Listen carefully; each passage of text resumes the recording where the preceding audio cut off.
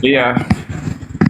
Jadi Tapi dia belum mau bersyahadat ya, Bang Gultom ya. Bersyahadat Bang, belum. kalau Pada masalah saatnya. itu aku lah yang tahu jawabannya Bun. Tapi ya bagi saya itu banyak yang ngancam-ngancam kemarin. Kok agamamu sendiri kau hujat kau ini katanya kan di mana saya menghujat gue bilang ini tertulis ini gue bilang di Yohanes ini Allah itu satu-satunya dan Yesus Kristus Allah yang kau utus mana gue bilang Pintar, pintar. aku membaca yang tertulis loh gue bilang Nah, ini baru Kristen cerdas gitu dong. Hebat, aku hebat, membaca yang hebat, hebat. tertulis loh gue bilang. Jadi kalau nggak ada tertulis, oke aku ini gue bilang menghujat perginya gue bilang. Ini kan ada tertulis nih, Bibel ini kan dibuat untuk apa? Untuk dibaca. Untuk Ya, dibaca, kan gue betul. bilang. Jadi ya salah mana gue bilang. Nggak bisa dijawab orang itu. Cuman aku ada satu pertanyaan Bang Suma. Iya, silakan Bang. Ini pertanyaannya keluar dari tema ini pertanyaan filsafat ini sebenarnya. Iya, masya Allah. Filsafat pula. Iya, silakan. Tapi mengarah ke penciptaan juga sebenarnya. Jadi Iya, ini kan kita semua kan tahu kalau Allah itu kan maha tahu, maha segalanya. iya, Ya nggak ada yang kurang lah itu kan. Nah, betul. jadi sebelum bumi ini diciptakan kan sebelum manusia diciptakan otomatis Allah udah tahu dong manusia akan Iya. berbuat dosa kan begitu Betul sekali. karena dia kan maha tahu tapi Iya. walaupun Allah tahu manusia akan berbuat dosa kenapa tetap diciptakan gitu lah. Oke, baik. Al-Quranul Karim kemudian menyatakan Bismillahirrahmanirrahim. Wa qulil haqqu mir rabbikum. Kebenaran itu berasal dari Tuhanmu. Barang siapa yang mau beriman, maka silakan beriman. Barang siapa yang kemudian mau kufur, maka silakan kufur. Al-Quranul Karim surah Al-Baqarah ayat 147. Lalu kemudian di dalam Yohanes 14 nomor 6 nada yang sama. Yesus mengatakan, aku kebenaran sebagai utusan Tuhan. Barang siapa yang percaya dapatkan keselamatan, yang tidak percaya akan memperoleh kematian. Jadi Allah tahu bahwasanya ketika manusia ini menggunakan akal sehatnya, maka dia akan sampai kepada aku. Akan tetapi ketika manusia ini tidak menggunakan akal sehatnya, maka dia akan ingkar kepada aku. Wa qulil haqqu mir rabbikum. Itu kata Al-Quran. Jadi Allah sudah memberikan semuanya. Tak ada yang ditutupi oleh Allah. Keselamatan ada pada kaumnya Nabi Musa ketika Allah kemudian memberikan panduan berupa Torah. Keselamatan datang kemudian kepada kaumnya Nabi Isa ketika Allah mewahyukan Injil kepada mereka, Bani Israel. Lalu di penghujung kehidupan anak keturunan Adam, Allah kemudian menyajikan Al-Quranul Karim sebagai pedoman akhir bagi siapapun yang ingin menuju kepada keselamatan. Allah tahu. Tetapi Allah tidak kemudian mengatakan kamu di neraka, kamu di surga. Tidak. Allah tidak memutuskan sebelum engkau dilahirkan aku putuskan engkau di neraka. Sebelum engkau kuciptakan aku menciptakanmu untuk neraka. Aku menciptakanmu untuk surga. Tidak.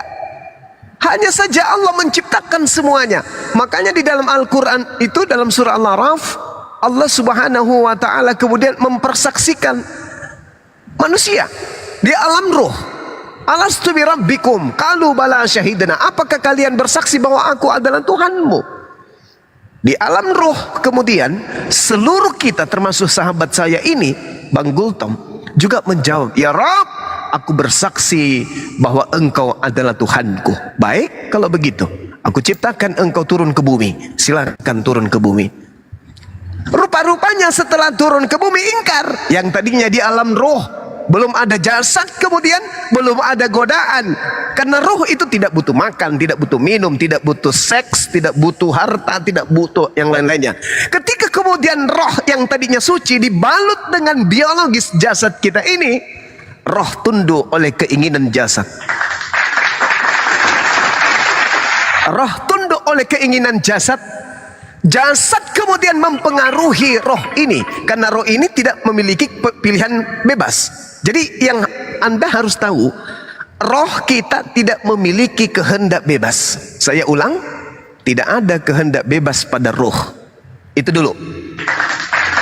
Manusia memiliki kehendak bebas ketika kemudian dia terbungkus oleh jasad. Ada yang dikatakan akal, ada yang dikatakan nafsu, ada yang dikatakan kaki, ada yang dikatakan tangan, ada yang dikatakan mulut, ada yang dikatakan lambung. Inilah yang kemudian mempengaruhi roh untuk melakukan apa saja. Maka manusia memiliki kehendak bebas. Coba, sekarang Anda masuk ke dalam kamar, kunci dari dalam. Siapa yang kira-kira melarang Anda untuk melakukan apa yang Anda ingin lakukan di dalam? Ada? Tidak ada. Anda ingin jungkir balik di kamar, boleh. Anda ingin telanjang di kamar, boleh. Anda ingin masuk ke kamar mandi bolak-balik 100 kali sampai subuh, boleh. Tidak ada yang bisa melarang. Itu hak bebas karena akal. Tapi ketika roh sudah dicabut dari jasad, dia hanya tinggal di bawah tanah, di perut bumi 2 meter dari dasar tanah. Tak ada kekuatan lagi. Roh kita tidak bisa lagi memilih antara mau menjadi penganut Islam atau menjadi penganut kafir. Yang ada hanya berhadapan dengan Rob. Sekarang engkau kembali kepadaku, wahai ruh. Apa yang ingin kau lakukan sekarang? Yang hidup di dunia menyembah bukan Tuhan hanya bisa menyesal. Yang hidup di dunia yang kemudian melaksanakan segala perintah-perintah Tuhan bergembira ria. Tetapi yang celaka adalah dia yang menanggalkan akal sehat. Ruh kembali kepada ruh. Dulu aku minta samamu, kau katakan alastu bi rabbikum, qalu bala syahidna, kau mempersaksikan aku Tuhan. Ya, sekarang kamu kembali ke ruh. Bagaimana perbuatanmu ketika engkau bersatu dengan jasadmu? Kamu bisa menuntun jasadmu menuju kepadaku, atau justru jasadmu yang memalingkan engkau meninggalkanku? Mana jasadmu? Mana kelaminmu yang membuat engkau jauh dariku? Mana lambungmu yang membuat engkau jauh dariku? Mana matamu? Mana hatimu? Mana mulutmu? Panggil mereka untuk menolongmu. Ruh bertunduk, malu di hadapan Rabbnya. Ya Rabb, maafkan aku sekiranya aku bisa kembali ke bumi. Sedetik aja aku akan selesaikan usiaku untuk sujud aja kepadamu. Apa kata Allah? Ini alam penyesalan. Saatnya engkau menyesal, lihatlah kemana engkau akan pergi. Tuh, gambaran neraka sudah kuperlihatkan kepadamu. Tapi kepada orang yang memiliki amal kebajikan, tunduk berserah diri mereka kepada aturan-aturan Tuhan yang datang melalui para nabi. Apa kata Allah? Lihat tempat kembalimu, itu jannah yang telah kujanjikan kepadamu. Tunggu sampai engkau bisa matinya sepuas. Orang yang ada di alam kubur, yang dipertontonkan kemudian jannah surganya.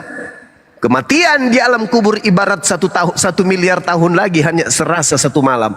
Tapi orang yang sudah diperlihatkan nerakanya, 1 hari kemudian datangnya hari kiamat, terasa miliaran tahun menunggu begitu siksanya. Jadi Allah tahu bahwa ketika aku menciptakan engkau, hidupmu kelak di bumi ingkar kepada aku. Allah tahu bahwa ketika aku menciptakan engkau, hidupmu di atas muka bumi adalah taat kepadaku. Jadi surga neraka kita itu sudah diketahui oleh Allah. Sudah diketahui. Lalu Allah menciptakan kita. Apa yang membuat kita masuk ke neraka? Apakah Allah? Tidak. Semisal saudaraku Goltom. Apakah Allah yang menjadikan Anda masuk ke neraka? Tidak. Tetapi Anda sendiri yang tidak mau tunduk berserah diri kepada ajaran Nabi terakhir yang diutus oleh Allah di atas muka bumi ini. Ketika Anda diperhadapkan dalam pengadilan Qadi Rabbul Jalil, pengadilan Allah yang seadil-adilnya, dipanggil, wahai hambaku Gultom, ya Rabb, ya Tuhanku, kenapa engkau tidak menyembahku ketika engkau di bumi? Kenapa engkau mengingkari nabiku Nabi Muhammad, sedangkan tanda-tanda kenabian ada padamu, yang ada padanya ada padamu. Kau lihat Al-Quranku, kau lihat umatnya bersujud menyembah kepadaku 5 kali 24 jam. Apa yang membuatmu kemudian tidak menyembahku? Aku kurang belajar dan aku kurang yakin. Nah sekarang ketika aku masuk, Aduh, siapa itu? Waalaikumsalam. Nah sekarang ketika Ini siapa sih? Turunin. Sekarang ketika aku memasukkanmu engkau di dalam neraka, siapa yang hendak engkau persalahkan? Bukankah di dunia ku beri kesempatan, kau bertemu dengan Bang Soma, kau bertemu dengan saudara-saudaramu dari Muslim, kau bisa melihatnya, kupingmu bisa mendengarkan Al-Quran, matamu bisa melihat mereka sujud menyembah kepada hakikat yang maha suci lagi maha tinggi. Kenapa engkau tidak ikut? Apakah salah ketika aku menempatkanmu di neraka? Tidak, wahai Tuhanku, aku tidak punya kekuatan untuk itu. Jadi Allah tahu ini masuk neraka, ini masuk surga, tetapi Allah tidak memaksa. Kemudian Allah kemudian tidak mengajarkan bahwa aku menciptakan si A untuk isi neraka, aku tidak menciptakan si B untuk neraka. Coba anda lihat di dalam Al-Quran surah Sad. Wahai iblis, apa yang menyebabkan engkau ingkar kepada perintahku ketika aku perintahkan engkau sujud menghormat kepada Adam? Apa yang membuatmu untuk membangkang kepada perintahku itu, wahai iblis? Apa kata iblis? Aku bukannya tidak mau hormat kepadamu ya Rabb, demi kemuliaanmu wahai Tuhanku, aku kau cipta api sedangkan Adam kau cipta dari tanah. Maka aku tidak mau sujud menghormat kepadanya karena kedudukanku lebih tinggi. Tapi apakah engkau ridha bahwa ketika engkau tidak sujud kepada Adam, maka engkau akan kumasukkan ke dalam neraka? Apa kata iblis? Aku ridha. Maka masuk neraka bagi iblis adalah pilihan. Sekarang ketika orang-orang kafir di luar Islam diajak, ayo mari kita menyembah kepada Allah. Aku nggak mau. Allah itu bukan Tuhan. Allah itu hanya senggok batu. Allah itu adalah ini bla bla bla bla bla. Apa yang menyebabkan engkau kemudian mengatakan itu? Ketika engkau dipanggil, wahai saudaraku, mari kita beriman kepada Nabi Muhammad. Apa katamu? Nabi Muhammad itu adalah Nabi bla bla bla. Dia bukan Nabi, dia begini, dia begono, dia begini. Maka ditanya oleh Allah, apakah salah ketika hari ini aku memasukkan engkau ke dalam api neraka? Tidak ya Rabb. Jadi Allah memasukkan seseorang ke neraka karena perbuatannya. Allah memasukkan orang ke dalam surga karena perbuatannya. Tidak ada kemudian Allah menciptakan manusia untuk mengisi neraka, tak ada. Bahkan iblis pun dicipta bukan untuk mengisi neraka tadinya. Jadi gitu saudara. Jadi tidak ada kezaliman bagi Allah Subhanahu wa taala. Tidak ada kemudian Allah itu menentukan neraka surganya seseorang, tetapi Allah menjanjikan barang siapa yang beriman kepadaku dan beramal saleh, aku janjikan surga. Barang siapa yang ingkar kepadaku, aku janjikan neraka. Sekarang tinggal kita pilih, kita mau surga atau kita pilih neraka. Kalau kita ternyata pilih surga, maka ternyata memang sebelum kita dilahirkan di atas muka bumi ini, Allah sudah tahu ternyata kita nantinya adalah penghuni surga. Tapi bukan dikatakan bahwa aku menentukan engkau surga, aku menentukan engkau neraka. Tidak seperti itu saudara Gultom. Jadi ketika hari ini, esok, lusa, anda kemudian menyatakan diri La ilaha illallah Muhammad Rasulullah, dan itu anda jabarkan dalam implementasi keagamaan sampai anda meninggalkan dunia ini, maka ternyata garisan tangan saudara diketahui oleh Allah, tercatat kemudian rupa-rupanya anda itu adalah penghuni surga.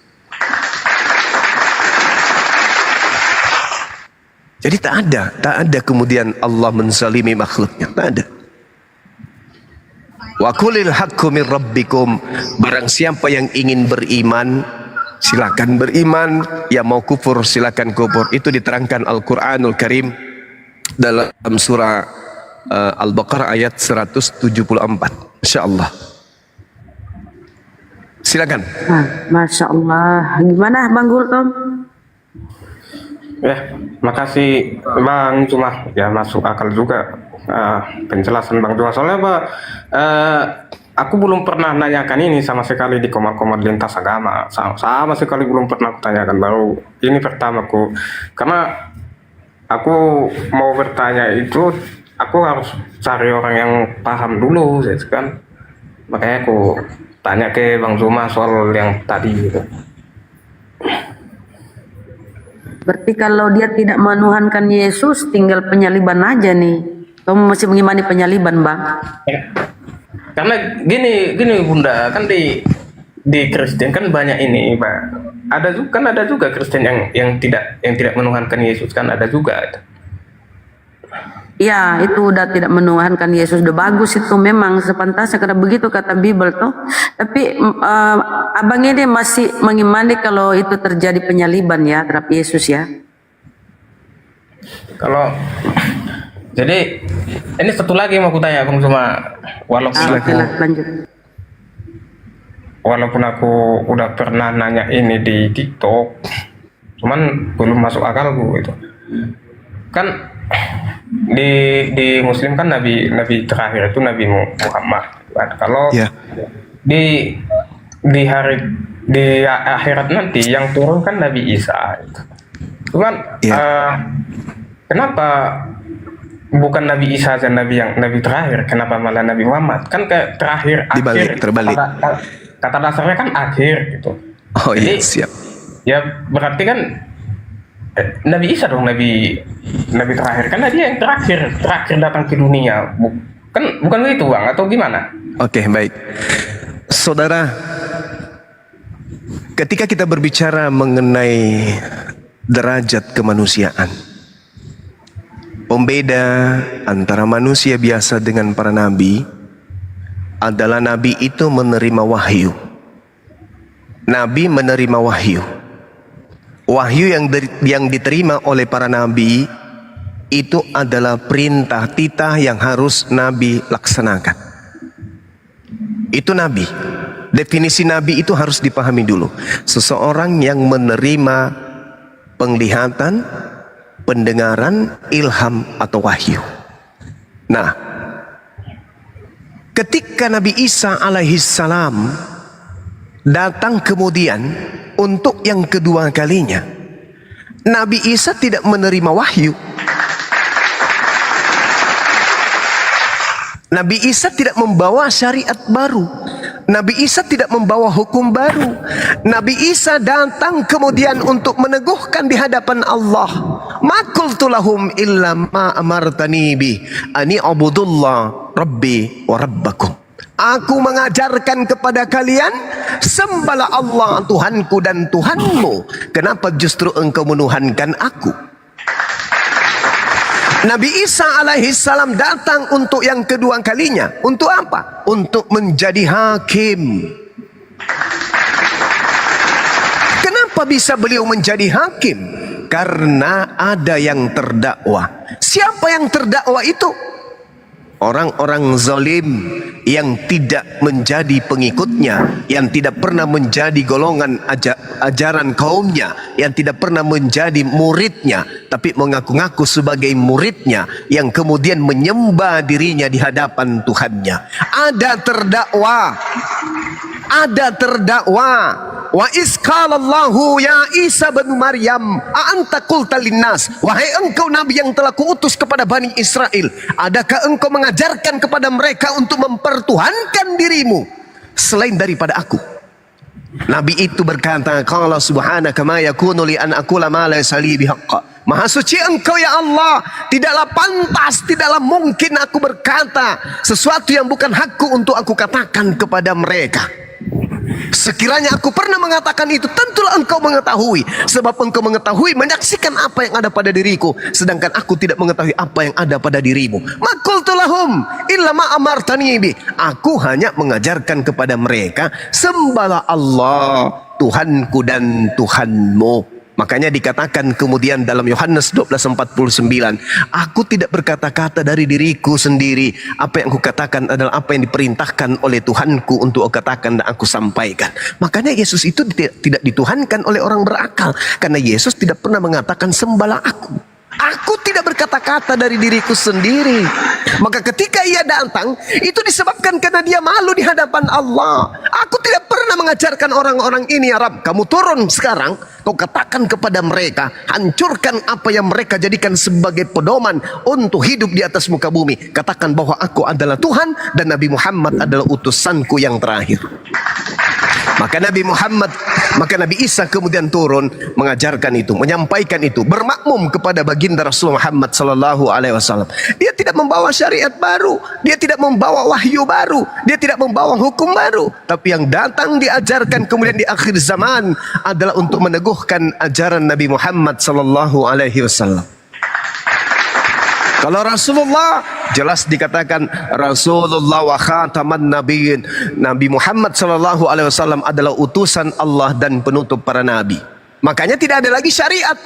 Setelah Nabi Muhammad 1400 tahun tak ada lagi hukum. Tak ada lagi hukum baru, tak ada lagi nabi baru, tak ada. Tak ada lagi hukum baru. 1400 tahun tinggal Islam yang kemudian yang harus sampai kepada hari kiamat. Ketika Nabi Isa datang, pertanda hari kiamat itu datang. Makanya Yesus di dalam kitab saudara berkata, hati-hati dengan Yesus palsu yang datang setelahku. Sebab aku datang nanti di akhir zaman. Bukan datang ke Pulau Patmos, bukan datang kepada padang gurun, enggak. Bukan datang kepada bilik, bukan. Aku tak akan pernah datang lagi. Nanti datang kedua kalinya, nanti di akhir zaman. Itu kata Yesus. Dan orang-orang, kalau saudara tidak percaya, coba anda lihat di dalam Yohanes 12 nomor 48. Apa kata Yesus? Barang siapa yang menolak aku, dia sudah ada hakimnya, yaitu perkataan yang pernah aku katakan. Itulah kelak yang akan menjadi hakimnya di akhir zaman. Nah coba, jadi yang diterangkan oleh Al-Quran itu jelas. Yang menjadi hakimnya kelak adalah perkataan-perkataan yang aku ucapkan di tengah-tengah Bani Israel. Perkataan itulah kelak yang akan menjadi hakimnya di akhir zaman. Jadi orang-orang di akhir zaman yang mendapatkan ajaran dari nenek moyang mereka menyembah kepada Yesus, itulah yang akan dihakimi. Wahai kalian yang menuhankan aku. Ya paman, adakah aku mengajarkan kalian menuhankan diriku? Coba kau lihat firmanku pada masa aku datang ke dunia ke Bani Israel. Tak ada pernah aku ajarkan kalian untuk menyembahku. Tak ada pernah aku ajarkan kalian untuk ibadah minggu. Tak ada pernah aku ajarkan kalian makan babi. Tak pernah aku ajarkan kalian kemudian untuk tidak bersunat. Tak pernah aku ajarkan kepada kalian kemudian untuk merasulkan Paulus. Tak ada pernah. Terus kenapa kalian mempermalukan aku di hadapan Tuhanku?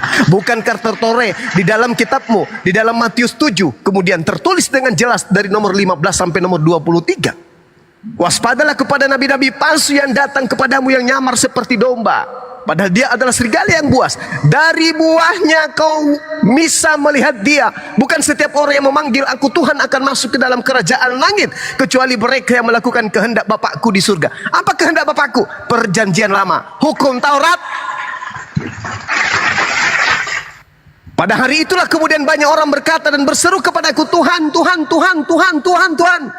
Bukankah kami bernubuat pakai namamu? Bukankah kami bermujizat pakai namamu? Bukankah kami mengusir setan pakai namamu? Pada hari itulah nanti aku akan berterus terang kepada mereka, enyahlah daripadaku, kalian semua adalah pembuat kejahatan. Aku sungguh tak mengenal kalian, kalian semua adalah pembuat kejahatan.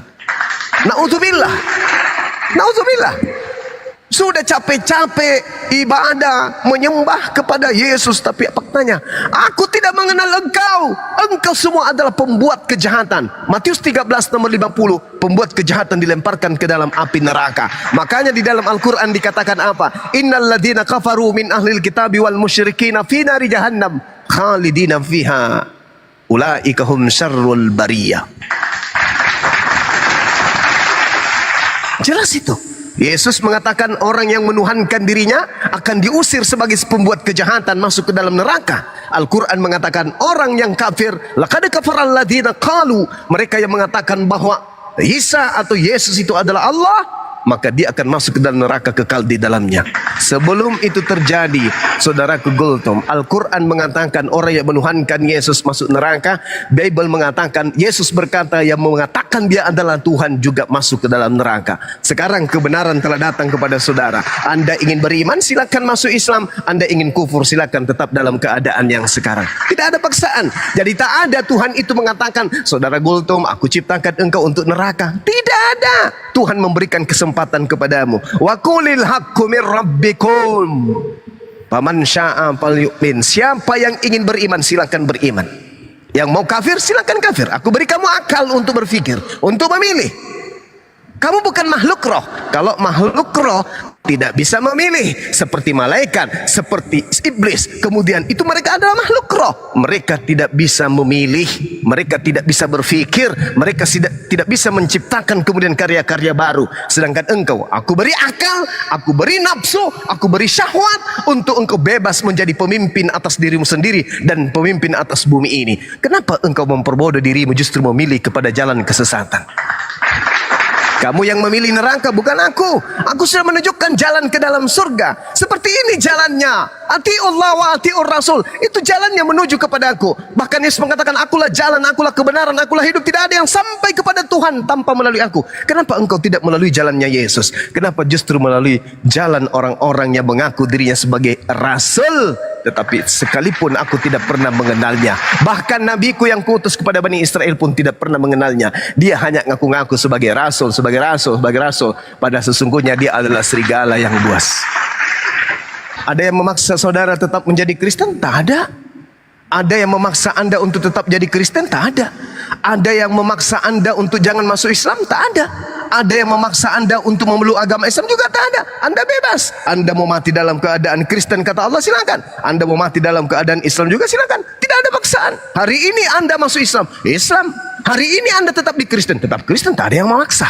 Jadi ketika Anda mati dalam keadaan Islam surga, mati dalam keadaan kafir neraka, ada paksaan? Tak ada. Anda sehat, Anda waras, Anda tidak sedang diborgol, Anda dalam keadaan baik-baik saja. Sekarang saatnya Anda memilih. La ikraha fiddin. Silakan. Assalamualaikum Bang Juma. Waalaikumsalam warahmatullahi wabarakatuh. Ini saya seorang mualaf. Saya ingin bertanya. Begini Bang Juma, setelah saya lihat keadaan sekarang ini, saya kan seorang mualaf dan keluarga saya semua ada juga yang Kristen, ada juga yang Islam. Jadi seperti debat-debat sekarang ini, jadi saya bingung begitu. Bagaimana saya untuk memilih? Bahkan sekarang saya lihat itu sepertinya ada kayak Guru ndak dilanjutin aja sama Bang Gultom. Ini saya tahu ini. Ini saya tahu. begitu. Bagaimana? Tolong kasih keterangannya. Udah nggak usah nyamar-nyamar. Dilanjut sama Bang Gultom, Guru ndak. Mohon maaf. Jangan dinaikin ya teman-teman. Bang Zuma, Bang, Ya, silakan Bang Gultom. boleh sedikit Bang Host, sedikit aja. Kristen Muslim? Muslim, alhamdulillah Bu Bunda Rahma. Oh, Alhamdulillah, Muslim. Masya Allah. Ya, Silakan. jangan dulu Bang masuk, jangan dulu masuk. Biar Gurunda dulu sama Bang Gultom. Kalau Muslim, Oh iya, silakan sedikit aja. Bang Gultom. Oke, terima kasih Bang Zuma penjabarannya semuanya. Tapi kalau melihat dari keterangan Bang Zuma ini dan yang tertulis di Al-Quran, Nabi Muhammad Nabi terakhir, harusnya yang datang nanti di akhirat Nabi Muhammad lah kalau begitu, bukan Nabi Isa itu kan terakhir itu. Saudara, kedatangan Nabi Isa alaihissalam itu bukan di hari kiamat, enggak, atau di hari akhirat, bukan. Akhir zaman menjelang kiamat, Nabi Isa akan datang. Kenapa Nabi Isa datang? Karena dia yang disembah oleh manusia. Nabi Muhammad, untuk apa beliau datang? Ajarannya sudah selesai, umatnya menerimanya. Nabi Isa yang harus datang. Untuk apa? Untuk menyadarkan kesempatan terakhir kepada orang-orang yang menganggapnya Tuhan. Itulah tujuannya datang. Nabi Muhammad sejak ia menjadi nabi sampai hari kiamat, ajarannya sudah digaungkan. Nabi Isa adalah rasul, Yesus bukan Tuhan. Gaungan ajaran Nabi Muhammad sampai akhir zaman, sampai hari kiamat. dengan adanya Al-Quran sampai hari kiamat sama dengan adanya Nabi Muhammad sampai hari kiamat. Kalau Anda mengatakan kenapa bukan Nabi Muhammad, hari ini Nabi Muhammad masih ada di tengah-tengah kita. Apa itu Al-Quran dan As-Sunnah? Itu dia. Nabi Muhammad masih ada di tengah-tengah kita. Al-Quran dan As-Sunnah. Apa yang kita ingin lihat dari Nabi Muhammad? Fisiknya, dia manusia. Jadi yang kita butuh dari Nabi Muhammad adalah ajarannya. Di mana itu tersimpul? Al-Quran dan hadits. Kalau Anda mengatakan kenapa bukan Nabi Muhammad? Loh, Nabi Muhammad ada di tengah-tengah kita saat ini. Anda ingin melihat cara duduknya Rasulullah, lihat dalam hadits. Anda ingin melihat cara jalannya Rasulullah, lihat dalam sirah nabawiyah. Anda ingin lihat cara tidurnya Nabi Muhammad, lengkap, semuanya lengkap. Apa lagi? Nabi Muhammad masih ada di tengah-tengah kami. Masih ada. Yesus mana? Injil yang diberitakan Yesus tidak ada. Nabi Isa, Injil yang diceritakan Nabi Isa mana? Enggak ada. Jadi yang menyertai kehidupan anak keturunan Adam di atas muka bumi hari ini adalah baginda Rasulullah Muhammad sallallahu alaihi wasallam. Dia akan menyertaimu sampai hari kiamat. Jadi Nabi Isa harus turun untuk meluruskan ajarannya yang dibengkokkan oleh orang-orang zalim. Demikian. Oke. Insyaallah. Silakan Bang Gultom. Oh begitu ya Bang ya. Oke lah, terima kasih Bang atas ini jawabannya. Baik. Ini apa saya udah terjawab sudah rasa penasaran saya kenapa yang kutanya akan jawabannya tentang apa yang mengalami pertanyaan filsafat tadi apa jawabannya. Yang kedua yang kutanya itu apa jawabannya, aku udah mendapatkan jawabannya gitu. Oke, terima kasih Bang Juma, sehat selalu. Terima kasih Bang Gultom. Ya. Nanti kalau ada pertanyaan lagi silakan, jangan sungkan bertanya aja kepada kami ya. Oke Bang, sehat selalu ya Bang ya. Alhamdulillah, Rezekinya panjang umur ya. Dan Baik. juga Bunda Rahma, Bang Hos, semuanya yang di Bang komen Gultom. ini ya Bang ya. Iya Bang. Bang Gultom, Oke. sebelumnya Bang Gultom, sampai sekarang ini Bang Gultom masih merasa beragama Kristen, tapi Bang Gultom mengimani adanya Allah Sang Maha Pencipta dan mengimani Nabi Muhammad sebagai utusan Tuhan, atau masih belum? Ya setelah aku tanya tadi tentang Nabi terakhir itu, kalau yang dijelaskan Bang Juma ya, aku sudah menemukan jawabannya, kan begitu. Ya, ya. Jadi tadi yang jelaskan Bang Juma itu Nabi Isa itu bukan Tuhan, utusan Tuhan, setara dengan para nabi. Ya, aku juga nggak menuhankan Nabi Isa atau Yesus, nggak kutuhankan itu. Ya, dan setara dengan Nabi Muhammad sebagai utusan Tuhan. Apa yang disampaikan terakhir oleh Nabi Muhammad di Al-Quran itu menjelaskan apa yang tadi dijawab tentang Nabi Isa datang terakhir. Kisah ini hanya diketahui ya secara detail dalam ajaran Islam. Jadi kalau Bang Gultom mau lebih paham, belajar Islam lebih banyak, ya, lebih mempelajari Islam. Ya Bang ya. Jadi cuma itu ya Bang pertanyaannya, nggak bertanya lagi. Itu aja sih Bunda. Nah kalau pertanyaanku karena kan Bunda udah tahu aku sering nanya ke Ustadz Tata, aku sering nanya ke Iyalah. Ustadz Sugi Kristologi, Ustadz Sugi Kristologi apa Bapak itu aku